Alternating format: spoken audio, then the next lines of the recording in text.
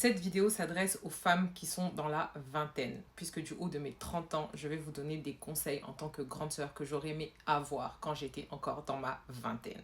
Le premier conseil que je vais vous donner, et évidemment je vais commencer par là, c'est concentrez-vous sur vos études. Concentrez-vous sur ce que Dieu vous appelle à faire.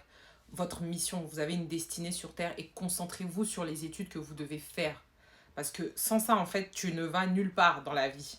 N'écoutez pas ce que vous entendez sur les réseaux sociaux. Oui, sans les études, nanani, tu vas y arriver, etc. L'entrepreneuriat, c'est très dur. Je suis moi-même dans l'entrepreneuriat, je peux vous dire que c'est très dur.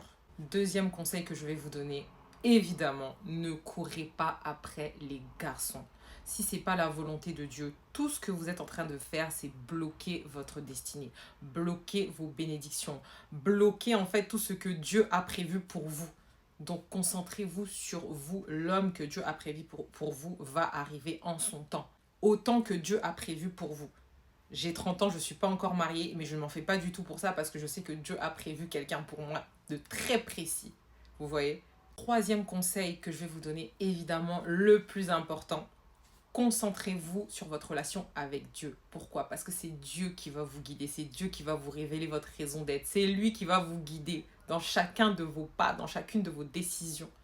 Vous voyez? Sans Dieu, tu ne vas nulle part. Sans Dieu, tu cours à ta perte.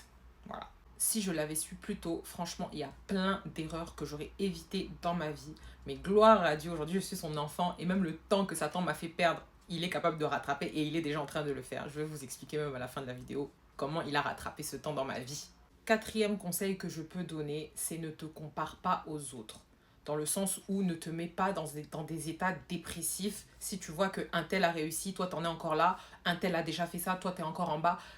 Chaque chose va arriver en son temps. Fais confiance à Dieu, fais confiance en son plan pour ta vie, parce qu'on n'a pas tous le même chemin, on n'a pas tous le même couloir, on n'a pas tous le même appel. Donc ne t'en fais pas pour ça. Dieu a un plan parfait pour ta vie. D'accord? Cinquième conseil que je peux vous donner, c'est ayez confiance en vous. Ne laissez personne vous faire douter de vos capacités, de ce que vous êtes capable de faire. Si Dieu a mis quelque chose dans votre cœur, si vous sentez que vous êtes capable de faire quelque chose, vous sentez un appel, demandez la validation auprès de Dieu et foncez. Ne doute pas. Ne doute pas. Sixième conseil que je vais vous donner est très important.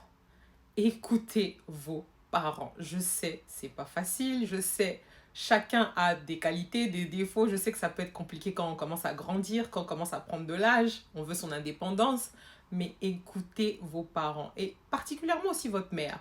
Parce que vous savez, votre mère, elle vous a porté dans son ventre. Vous avez son ADN.